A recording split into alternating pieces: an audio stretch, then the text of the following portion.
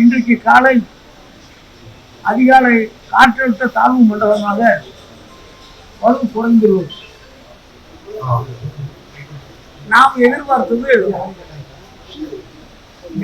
நேராக வடக்கு பகுதிகளை செல்லும் என்று சொல்லித்தான் வானிலை ஆய்வு மையமும் தனியார் ஆய்வு மையமும் நமக்கு எச்சரிக்கை செய்துள்ளது.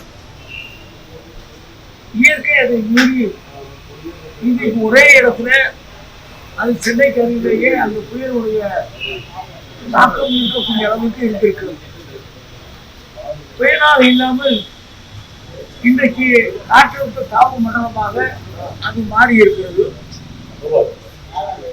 நாளை காலை வரை இதே போல விட்டு மழை பெய்யும் என்று சொல்லி வானிலை ஆய்வு மையம் நமக்கு தகவல் சொல்லி இருக்கிறார்கள். சென்னையை பொறுத்தளவுக்கு நேற்று ஆவரேஜாக 15 சென்டிமீட்டர் மழை பெய்திருக்கிறது.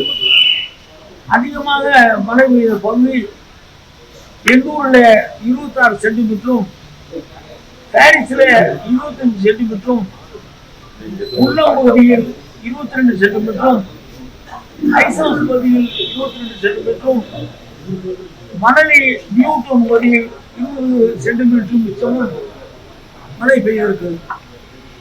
இந்த மாதிரி வானிலை ஆய்வு மையம் இப்பொழுது கூட சொல்லியிருக்கிறார்கள். இன்றைக்கு இரவு மழை இருக்கும் என்று சொல்லியிருக்கிறார்கள்.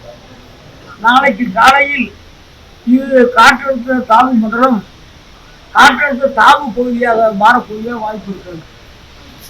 அப்படி மாறுகிற நேரத்தில் தமிழ்நாட்டில் மகாபலிபுரத்திலிருந்து உள்கோயில தமிழ்நாட்டிற்காக காற்றழுத்த தாழ்வு பகுதியாக உள்ளே வரக்கூடிய சூழ்நிலை இருக்கிறது.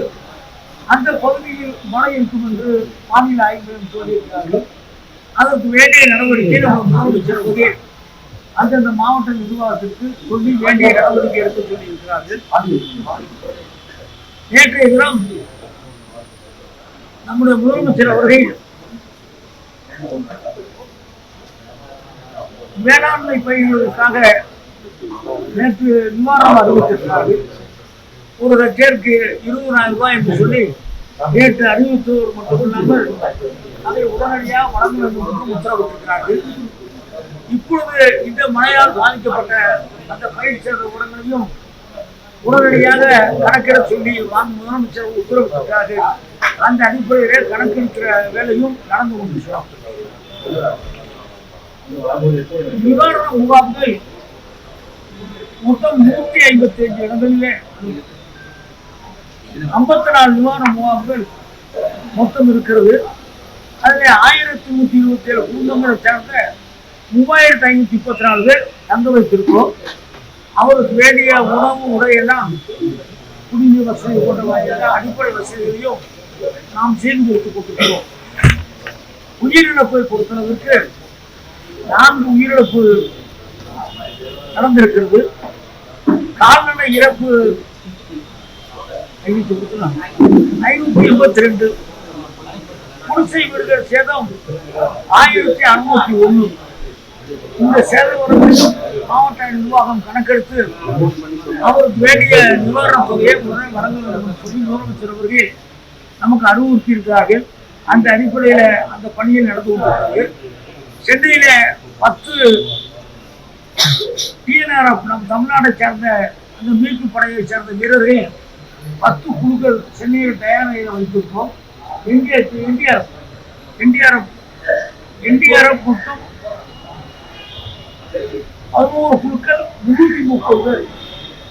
சென்னைக்கு மட்டும் மொத்தமாக பிடிச்சதுல சென்னைக்கு மட்டும் 11 குழுக்கள் 330 பேர் என்டிஆர்எஃப் குழுக்களை நாம் தயாராக வைத்திருக்கோம். அவர்களும் ஆயத்த பணியிலே ரெடியாக இருக்கிறார்கள், தயாராக இருக்கிறார்கள். மாநகராட்சிக்கு எந்த பகுதிக்கு தேவை என்று சொல்கிறார்களோ அந்த பகுதிக்கு அவர் போவார்கள். அவர்களை இப்போது நாம் மாநகராட்சி பொறுப்பை தான் ஒப்படைத்திருக்கிறோம். அவர்கள் எங்கே என்னமோ அதை பயன்படுத்திக் கொள்ள வேண்டும் என்று சொல்லி மாநகராட்சி ஆணையருக்கும் சொல்லியிருக்கிறோம்.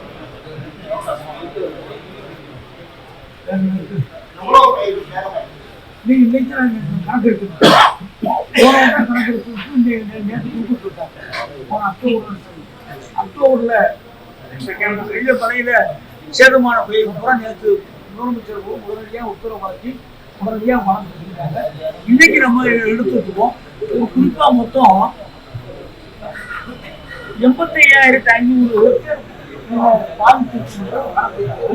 அது மழை நீர் வடித்த பிறகு சரியான கணக்கெடுப்பு, அது கூடுதலாக இருந்தாலும் குறைவாக இருந்தாலும் அதை கணக்கெடுத்து அதுக்கு வேண்டிய நிவாரணத் தொகையை மாநில முதலமைச்சர் வழங்கி வருகிறார்.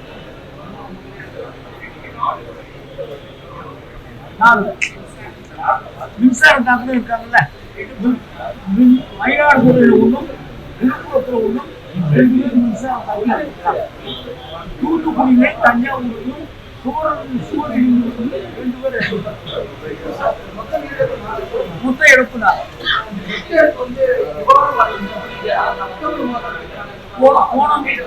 போன மழையில அக்டோபர் மாதம் மழையில பாதிக்கப்பட்ட பயிர் கணக்கெடுத்திருந்தாங்க.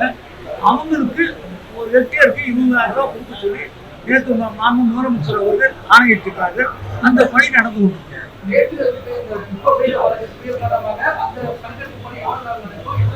அதற்கு ஒவ்வொரு ஆகும்ல கணக்கெடுப்பதற்கு தண்ணி குறைஞ்ச பிறகுதான் சரியான கணக்கெடுக்க முடியும். கணக்கெடுப்பு முடிந்த உடனே அது உடனடியாக வழங்க சொல்லி மாநில முதலமைச்சர் அவர்கள் ஆணையிட்டிருக்கிறார். செய்திகளை உடனுக்குடன் தெரிந்து கொள்ள கீழ்கண்ட கேபிள் மற்றும் டிடிஹெச் நெட்வொர்க்குகளில் எம்நாடு செய்தி தொலைக்காட்சியை காணுங்கள். பாதகம் செய்பவரை கண்டால் நாம் பயம் கொள்ளலாகாது பாப்பா. மோதி மிதித்துவிடு பாப்பா, அவர் முகத்தில் உமிழ்ந்துவிடு பாப்பா. அண்மை செய்திகளை உடனுக்குடன் தெரிந்து கொள்ள இணைந்திருங்கள் எம்நாடு தொலைக்காட்சியுடன்.